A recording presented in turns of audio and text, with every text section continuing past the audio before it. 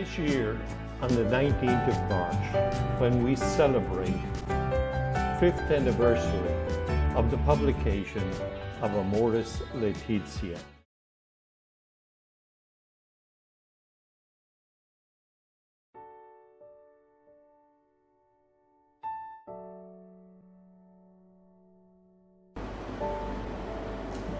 Shalom Bapak Pastor dan teman-teman yang seiman dalam kasih Kristus Tuhan.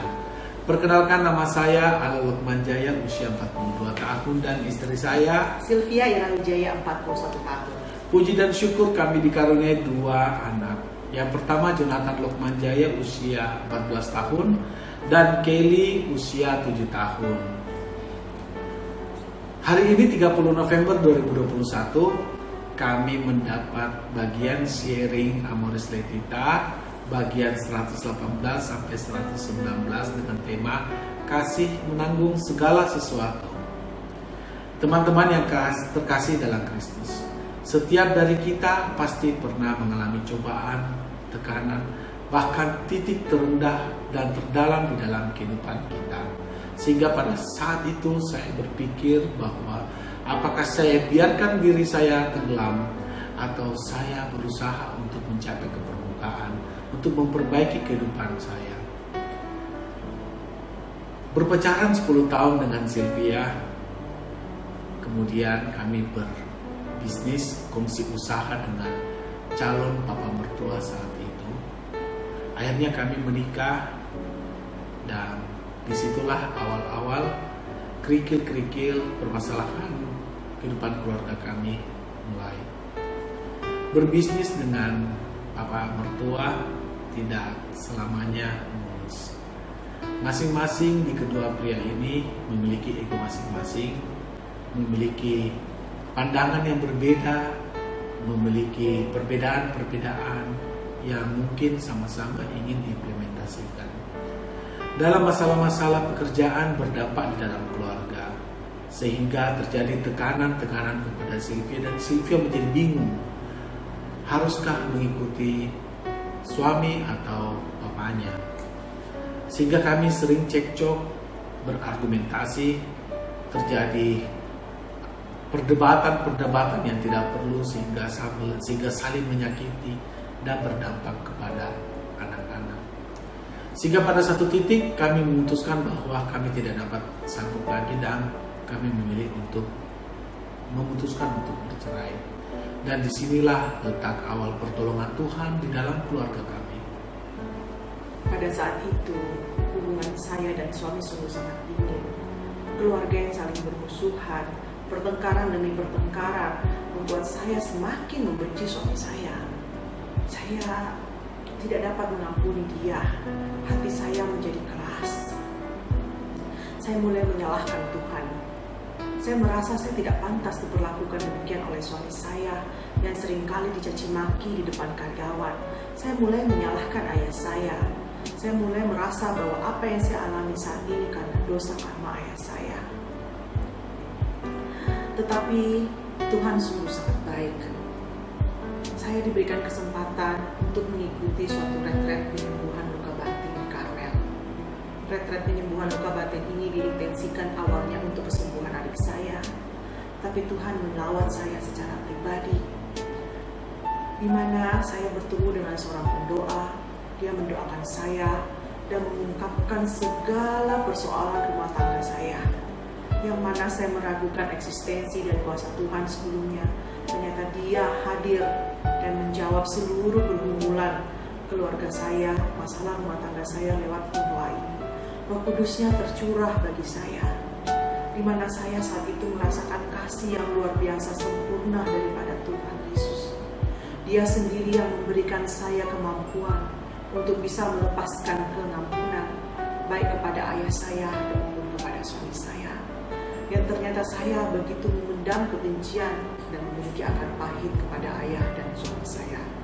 Di sini saya melihat kuasa Tuhan yang sungguh sangat luar biasa, membuat saya dan suami akhirnya setelah mengikuti retret penyembuhan luka batin ini memiliki suatu kerinduan yang sungguh besar akan hadirat Tuhan, haus akan pujian penyembahan. Kami mencari satu PD ke PD yang lain, dan akhirnya kami memutuskan untuk bergabung bersama komunitas Bidei. Dalam komunitas ini, kami benar-benar belajar bahwa kami harus mengikut sertakan Tuhan dalam relasi perkawinan kami. Karena mustahil bagi kami untuk bisa membangun suatu rumah tangga yang harmonis tanpa turut serta peran serta Tuhan dan tanpa kehadiran rahmat Tuhan. Di sini saya belajar bahwa kasih itu menanggung segala sesuatu, termasuk pencobaan yang harus kita hadapi dengan sikap positif. Dan kita tidak boleh menyerah bahkan di saat-saat yang paling kelam. Kita harus selalu punya komitmen untuk melakukan kebaikan di tengah-tengah arus negatif, misalkan itu kebencian. Dengan membangun relasi yang intim dengan Tuhan, baik dengan doa pribadi, pujian penyembahan, membaca firman-Nya, dari hari ke hari menolong saya untuk melawan kejahatan yang mengancam, memampukan saya untuk tidak membiarkan diri dikuasai rasa benci atau hasrat untuk melukai atau membalas dendam, tidak membalas kejahatan dengan kejahatan. Setiap kali saya tergoda untuk membalas kejahatan dengan kejahatan, saya selalu berusaha untuk memandang Yesus di kayu salib. Kasih-Nya yang begitu luar biasa untuk menebus dosa saya. Tuhan saja yang begitu mulia, dihina, dicaci maki, Dia taat sampai wafat di kayu salib. Apalagi saya yang hanya manusia biasa. Saya pun juga harus taat. Dalam setiap pergumulan saya berusaha menghadirkan Bunda Maria.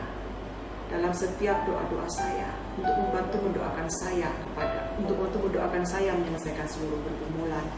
Saya sungguh sangat bersyukur punya suami yang selalu mendoakan saya. Saya sungguh sangat bersyukur punya teman-teman yang mendoakan saya. Saya sungguh bersyukur punya orang tua yang mendoakan saya. Dan kami punya suatu komunitas yang selalu berkumpul bersama dalam doa sel, yang mana dalam komunitas ini kami saling mendoakan satu dengan yang lain, sehingga kami bisa saling bertumbuh di dalam iman. Ini sungguh kuasa Roh Kudus yang bekerja, sehingga memampukan kami untuk melaksanakan kasih yang menanggung segala sesuatu, sehingga memampukan kami menciptakan suatu keluarga kudus.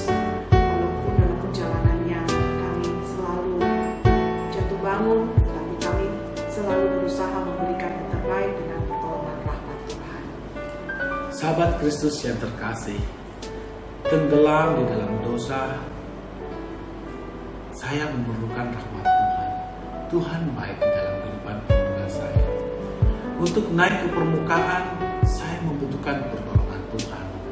Dan di dalam kehidupan keluarga saya merasakan rahmat-Nya begitu luar biasa mengalir dalam setiap persoalan dan permasalahan, sehingga mengangkat saya ke permukaan dan memperoleh kasih karunia Tuhan yang melimpah. Kasih menanggung segala sesuatu. Saya memerlukan pertolongan Roh Kudus. Melalui Roh Kudus memampukan saya melihat segala persoalan ini adalah gambar Allah. Melihat istri saya Sylvia, melihat adalah gambar Allah yang hadir di dalam kehidupan keluarga saya. Saya melihat anak-anak saya dan melihat sebagai anugerah Allah. Saya melihat orang tua dan mertua saya adalah gambar Allah, merupakan perwakilan Allah di dalam kehidupan saya. Sehingga dalam konflik apapun, setiap di dalam badai apapun, saya hanya teriak kepada Yesus, melekat pada pokok Kristus, dan biarkan kami menjadi ranting-rantingnya yang berbuah dan menjadi berkat bagi kemuliaan Tuhan. Mari kita berdoa dalam nama Bapa dan Putra dan Roh Kudus. Amin. Allah Bapa di surga, saat ini Bapa kami bersyukur boleh merasakan ambil bagian memikul salib Putra-Mu Tuhan kami Yesus Kristus. Kami ingin lebih dekat dengan-Mu melalui menanggung segala sesuatu.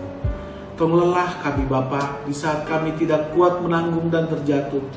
Perlihatkanlah selalu gambar wajah-Mu. Saat Engkau tersenyum, hati kami bergembira memuliakan Engkau yang kudus, Allah Raja di atas segala raja. Amin.